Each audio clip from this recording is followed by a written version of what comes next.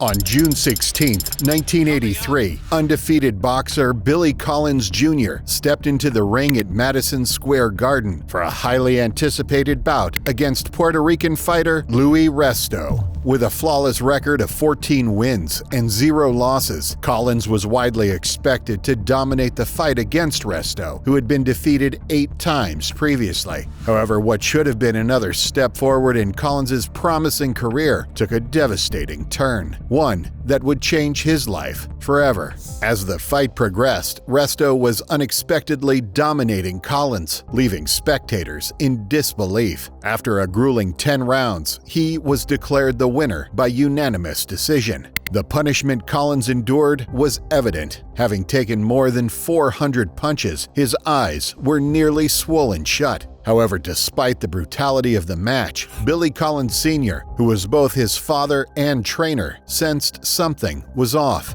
The extent of the damage his son had sustained didn't seem normal, even considering the volume of punches he had taken. As Resto approached Collins's corner after the match, Collins Sr. grabbed hold of his gloves and immediately realized something was wrong. The padding inside the gloves felt unnaturally thin, as if some of it had been stripped away. Suspecting foul play, he demanded that Resto's gloves be removed for inspection, igniting what would soon become a major controversy in the boxing world. In the days following the fight, the New York State Boxing Commission launched an investigation into Resto's gloves and confirmed that padding had been deliberately removed. This made his punches far more damaging than they should have been. As a result, Resto's victory over Collins was nullified, and he was suspended indefinitely. His trainer, Panama Lewis, who was believed to be the one responsible for altering the gloves, had his boxing license permanently revoked, effectively banning him from any official role in American boxing for life. Although the cheating by Luis Resto and his coach had been exposed and Collins's loss was officially overturned, the damage had already been done. The brutal beating Collins endured left the 21-year-old with a detached retina, causing significant impairment to his sight and permanent blurry vision. This meant that he would never be able to step into the ring ever again.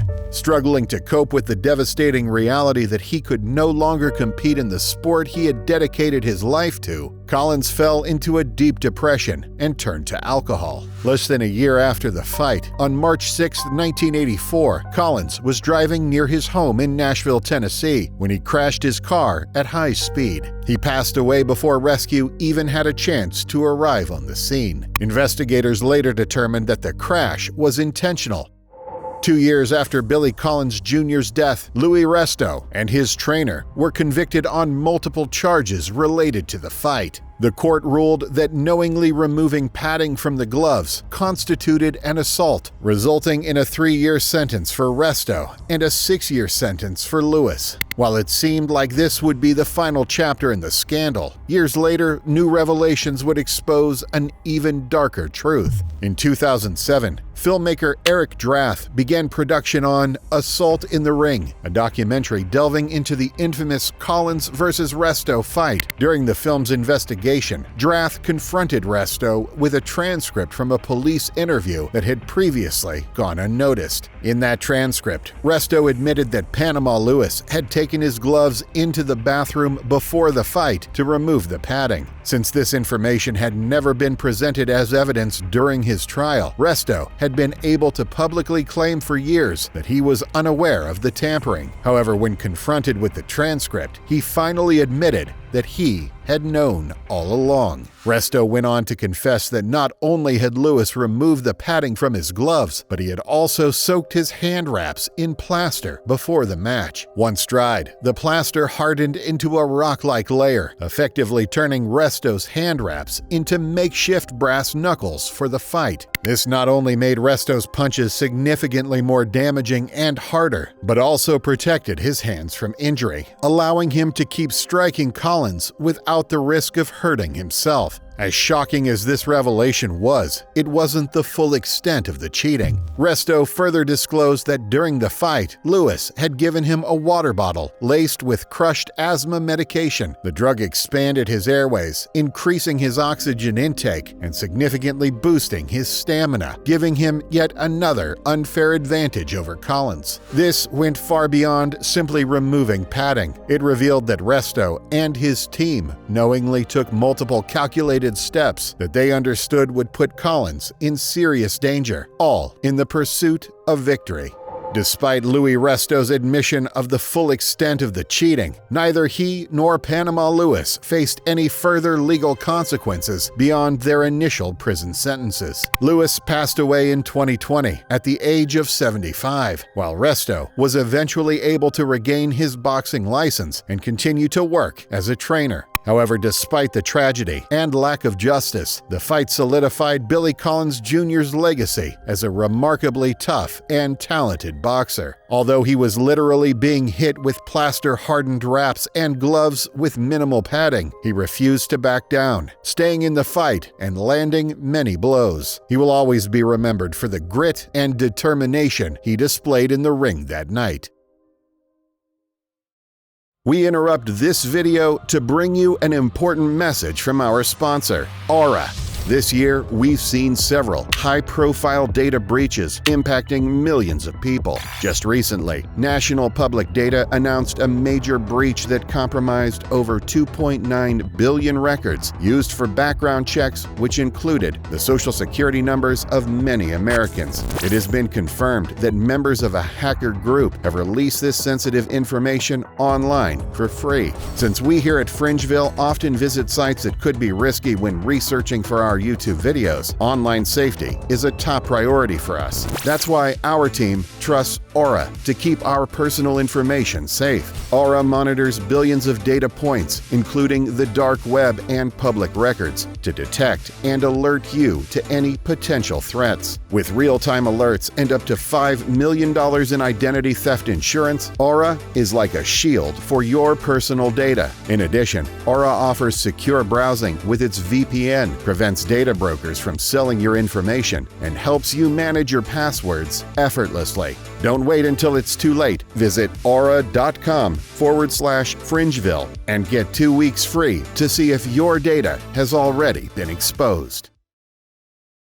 Early on the morning of March 20th, 1995, news stations across Japan began broadcasting live coverage of a chaotic scene unfolding in Tokyo's metro system. At first, many assumed the subway was being evacuated due to an emergency, such as a fire. However, authorities soon revealed something far more horrifying. This was not a regular incident, but a coordinated attack using sarin gas, a deadly nerve agent that causes paralysis and asphyxiation. Unbeknownst to the public at the time, Japan was in the midst of its worst terror attack in history, orchestrated by a cult unlike anything the nation had ever seen.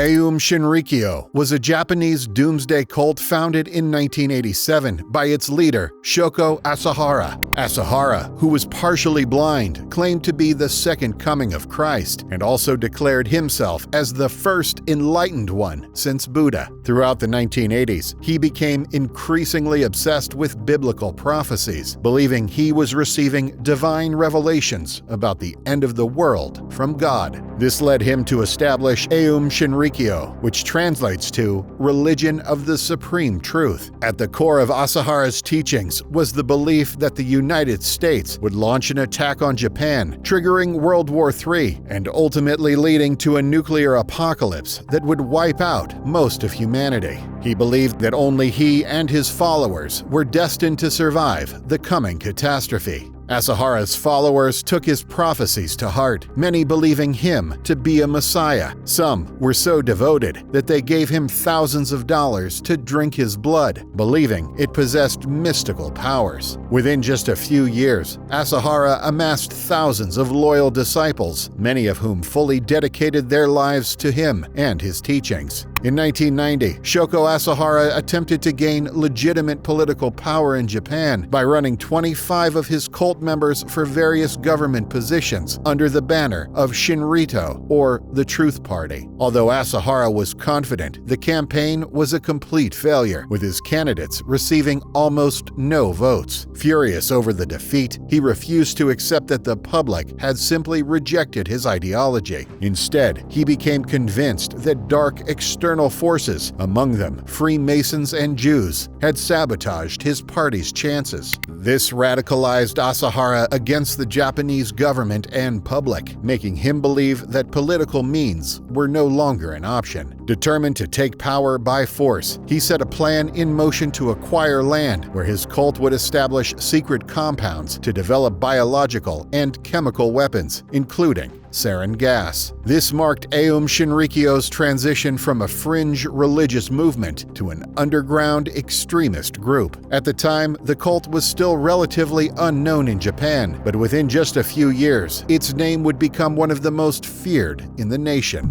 At the height of the morning rush hour on March 20th, 1995, 5 Aum Shinrikyo members boarded separate subway lines bound for central Tokyo, each carrying plastic bags filled with liquid sarin. Nearly simultaneously, they dropped the sarin packets onto the floor and punctured them with sharpened umbrella tips before fleeing the station to meet with accomplices waiting outside as getaway drivers. Due to sarin's highly volatile nature, the liquid quickly evaporated into a deadly vapor, spreading rapidly through the subway system. Within moments, chaos erupted as passengers collapsed, struggling to breathe. The attack ultimately killed 14 people and injured over 1,000. Following the attack, police immediately focused their investigation on Aum Shinrikyo. Former members had previously warned authorities about the cult's interest in chemical and biological weapons, but no official action had been taken until the Tokyo subway incident. Over the next week, police raided the cult's compound at the foot of Mount Fuji, uncovering a shocking arsenal. They found explosives, chemical weapons, and even a Russian military helicopter. Most disturbingly, they discovered biological agents such as anthrax and even Ebola cultures, raising fears of the devastation the cult could have unleashed on the masses. The potential devastation was staggering, as investigators uncovered raw materials capable of producing enough sarin gas to kill 4 million people. Dozens of cult members were arrested, with many confessing to both the subway attack and the group's broader objectives. During the investigation, police also confirmed that Aum Shinrikyo was responsible for another sarin gas attack a year earlier, in 1994, in the city of Matsumoto. While the suspicions had long surrounded the cult, this was the first time law enforcement officially linked them to the earlier attack.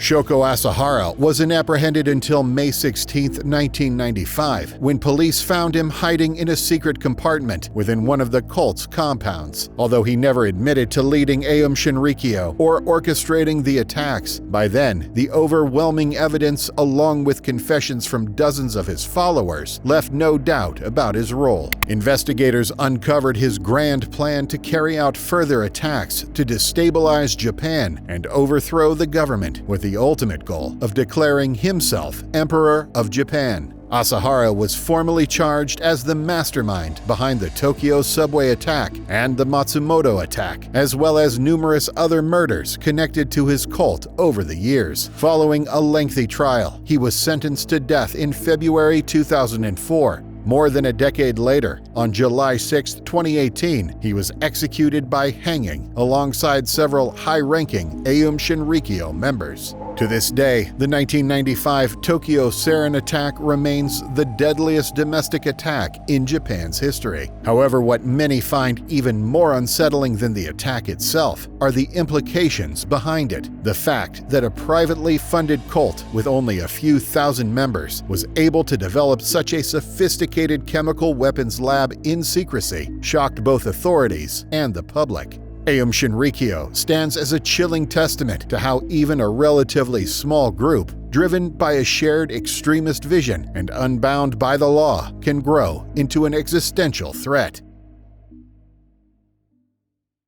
At 2:20 p.m. on August 28, 2003, pizza delivery man Brian Wells walked into a PNC bank near his hometown of Erie, Pennsylvania, carrying a shotgun modified to look like a walking cane. Shortly after entering, Wells handed the teller a note demanding $250,000. He then told her that he had a live collar bomb strapped around his neck and was armed with a shotgun. The teller, however, explained that the vault could not be accessed at that time and could only give him just under $9,000 from the register. Wells exited the bank with the money and got into his vehicle. By this point, police had already been alerted by bank employees and customers who had called 911 as soon as he left. A short time later, officers located and arrested him in the parking lot of a nearby store called Eyeglass World. As he was taken into custody, Wells made a shocking claim. He said that 3 unidentified black men had forcibly strapped the bomb around his neck, given him the shotgun, and threatened to kill him unless he committed the robbery and completed a series of other tasks. Upon hearing this, officers immediately backed away and began evacuating the area while waiting for the bomb squad to arrive. Multiple local news stations were now on the scene, broadcasting the tense standoff live. Footage showed Wells sitting on the pavement, surrounded by armed officers keeping their distance. However, before the bomb squad could arrive, the device around his neck started beeping. Less than an hour after Brian Wells exited the bank, the collar bomb around his neck detonated, killing him almost instantly. Just minutes after Wells died, the bomb squad arrived and cleared the area so police could begin their investigation. Inside Wells's car, they discovered a series of highly detailed and bizarre notes. The instructions outlined a set of precise steps for Wells to follow. First, he was to rob the bank, then embark on a scavenger hunt across multiple locations to retrieve keys that, according to the notes, would deactivate the device when inserted into specific keyholes. Hoping to gain further insight, police proceeded to the next location outlined in Wells' instructions to gather more clues. However, when officers reached the following destination, there were no additional clues or instructions to be found. This raised 2 unsettling possibilities. Either the individuals behind the plan realized Wells had been apprehended and rushed to remove any remaining evidence, or more disturbingly, perhaps he was never meant to make it that far in the first place. With the notes leading to a dead end, investigators shifted their focus to Brian Wells's personal life, hoping to uncover any connections that could shed light on who had orchestrated this elaborate scheme. The first major breakthrough in the case came on September 20th, when a man named William Rothstein made a shocking call to the police. Rothstein reported that he had the body of a man named James Roden hidden in a freezer inside his home. He insisted, however, that he had not committed the murder, but was instead helping his ex-girlfriend, Marjorie Deal Armstrong, dispose of the body. At the time of the murder, Deal Armstrong was in a relationship with Roden, and according to Rothstein, had killed him over money. Both were arrested, but when investigators searched Rothstein's home, they would find a suicide note he had written immediately after calling the police. Though it's unclear if he had actually intended to take his life, the contents of the note raised eyebrows. The very first line read, "This has nothing to do with the Wells case." Despite this claim, Rothstein continued to deny any involvement in the case until his death in July 2004. Less than a year after Rothstein's death, Deal Armstrong, now serving time for Roden's murder, revealed that she had knowledge of the Brian Wells case. She offered to disclose everything she knew to the FBI in exchange for a transfer to a lower security prison. Through a series of interviews, investigators were able to piece together a more coherent version of events. Deal Armstrong implicated herself, Rothstein, and 2 additional co-conspirators, Ken Barnes, a local drug dealer, and Floyd Stockton. She portrayed Rothstein as the mastermind behind the plot, with the others assisting in planning the heist and assembling the collar bomb, which was allegedly constructed by Rothstein. Investigators discovered that the robbery was orchestrated to secure $250,000, which was intended to pay Barnes in exchange for murdering her father so she could inherit a large sum of money. As a result of these revelations, charges were filed against Deal Armstrong, Barnes and Stockton. Stockton, however, later received immunity in exchange for testifying against Diehl Armstrong. Despite her claims that Rothstein was the mastermind, Stockton pointed the finger at Diehl Armstrong herself, and investigators ultimately concluded that she was the true orchestrator of the scheme.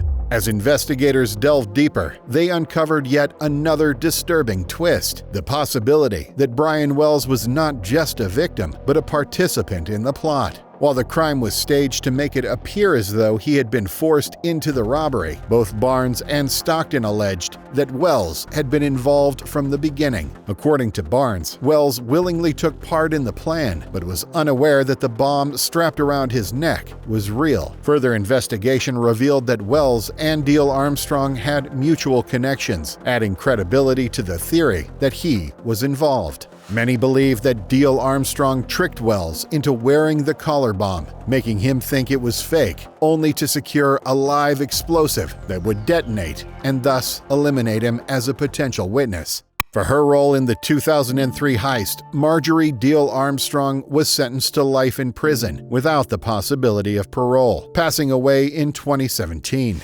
Ken Barnes received a 22-year sentence, but also died behind bars in 2019. While much of the case has been pieced together over the years, lingering questions remain. With every key figure in the plot now deceased, the full truth may never be uncovered. One thing is certain, however: Brian Wells' shocking and tragic final moments will forever stand as one of the most disturbing incidents ever broadcast on live television.